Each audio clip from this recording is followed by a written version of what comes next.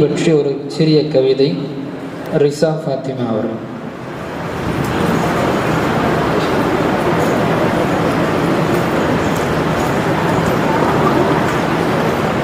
அஸ்ஸலாமு அலைக்கும் வரஹ்மத்துல்லாஹி வபரகாத்துஹு. நபி ஸல்லல்லாஹு அலைஹி வஸல்லம் பற்றி சிறப்பு கவிதை.